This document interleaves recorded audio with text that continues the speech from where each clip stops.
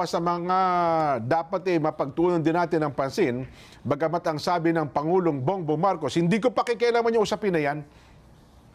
Alam mo ba kung anong issue ito? Ano yan? Ang usapin po ng impeachment sa pangalawang Pangulo kay BP Inday Sara Duterte. Ayun nga. Oho. Napaka mainit na usapin yan. Ha? Oho. Pero ang update dyan, Jen, ay meron na pong mga abogado na ipinresinta, ibig sabihin na isinabmit kung sino-sino magiging tagapagtanggol ng Vice President sa trial. Akala ko pinulisinta sa mamamahayag na nakaposa sa mga kamay. Hindi naman. Presentation. Oo. Suspect ata, hindi naman. Mga ano ito, dyan, mga batikang mga abogado. Dekampana. Dekampana ito, hindi kampanya. Aba naman. Oo. Kilala mo ba kung sino-sino? Sino yung mga yan? Ang mga abogadong magiging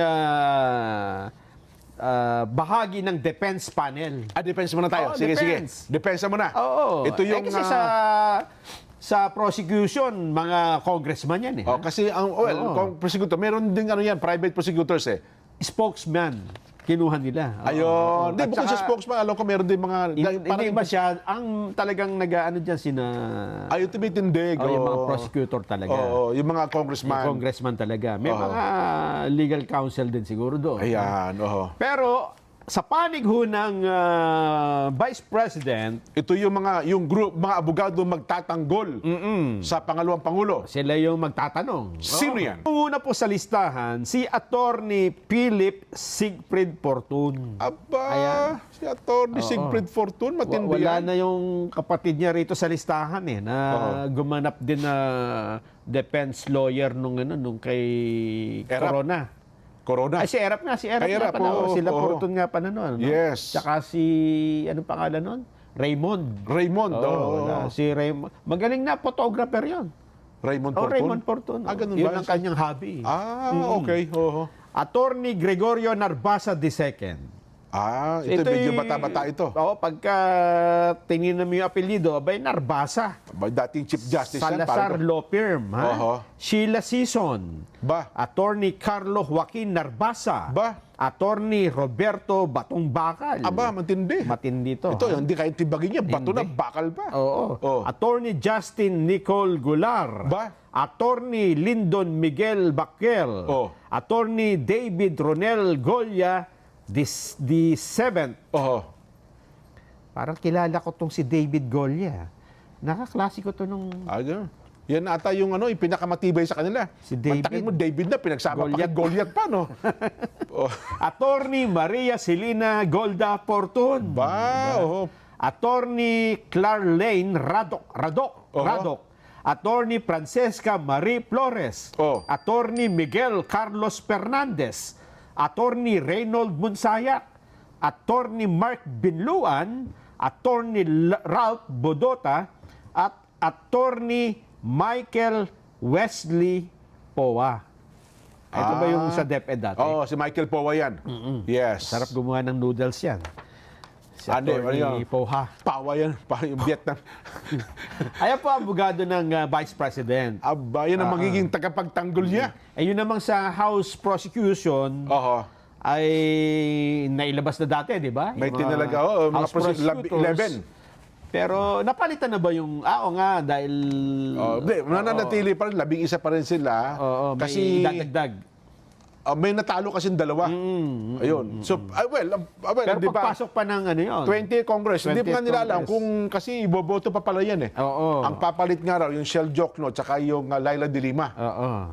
Well, ang tanong doon, kung tatanggapin ba ng 20th Congress? Well, sa ibang issue, sa ibang bagay siguro natin pag-usapan yan. Pero ngayon, ano ang pag-asa nila? Matutuloy ba?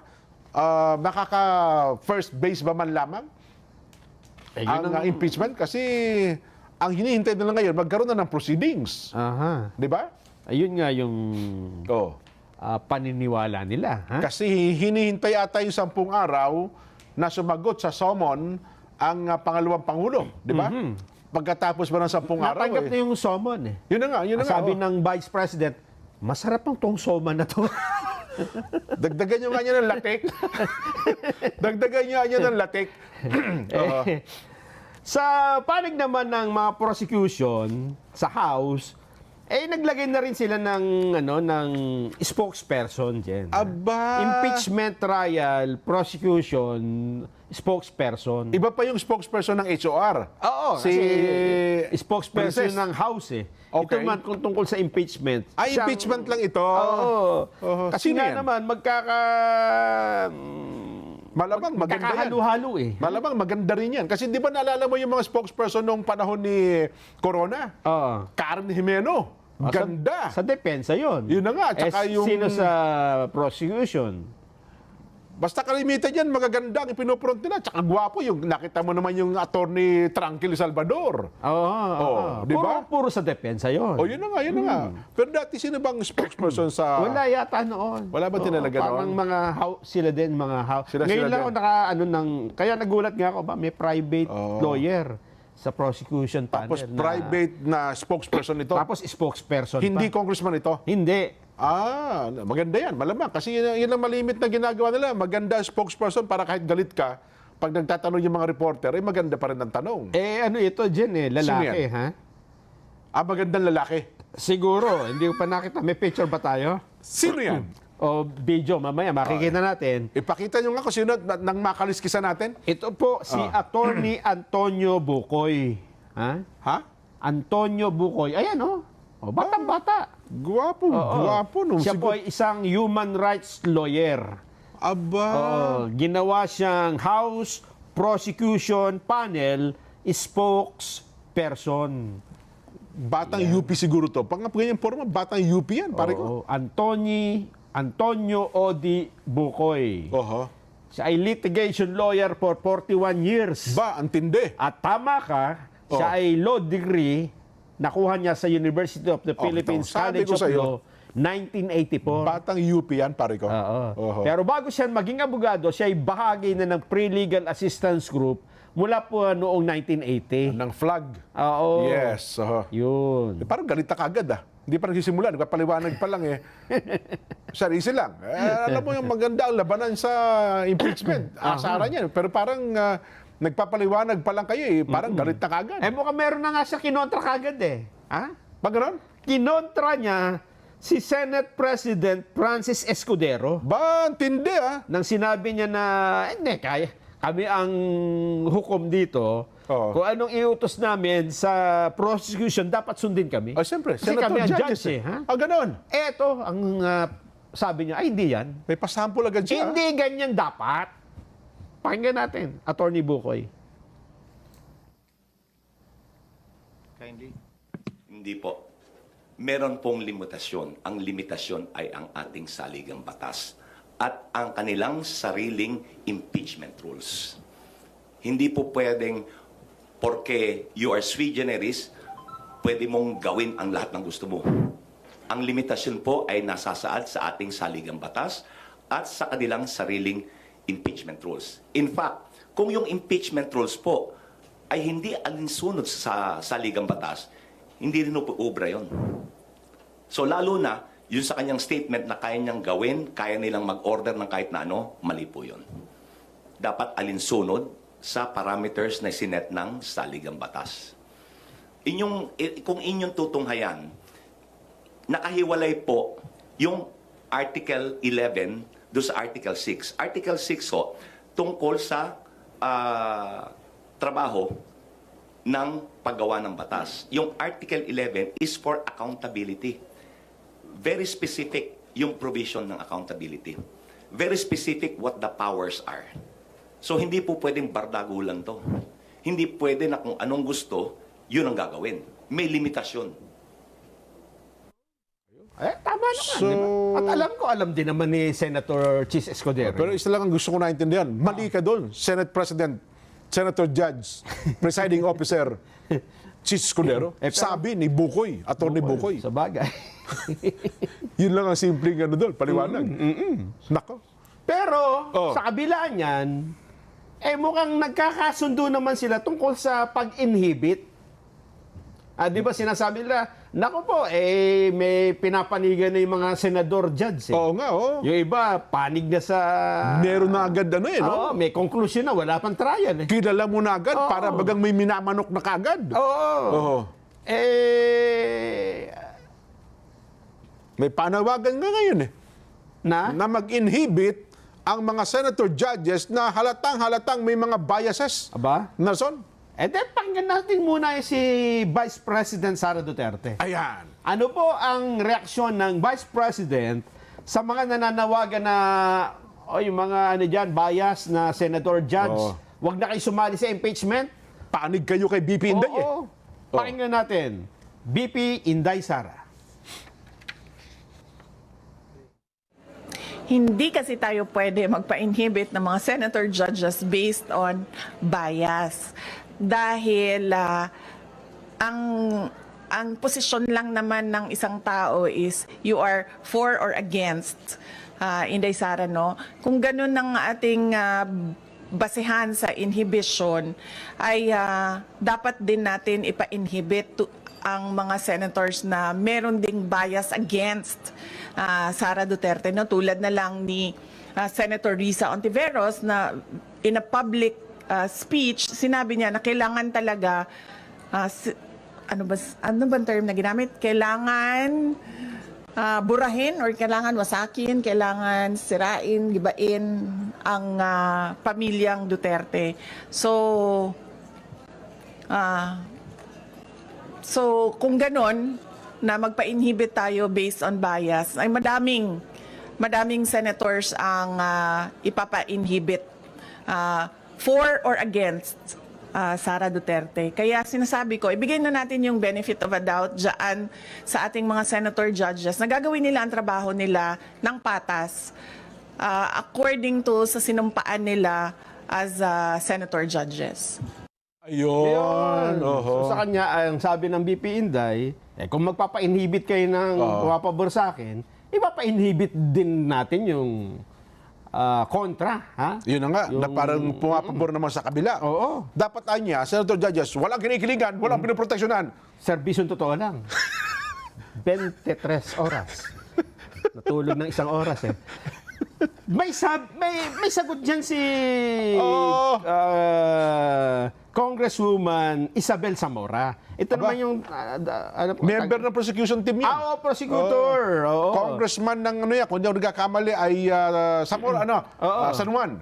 San Ibang Juan. Zamora ito yung kasi meron kasing Pami Zamora din Tagig naman yun. Di ba sabi ni BP Inday, dapat ipa-inhibit din yung mga bumoboto na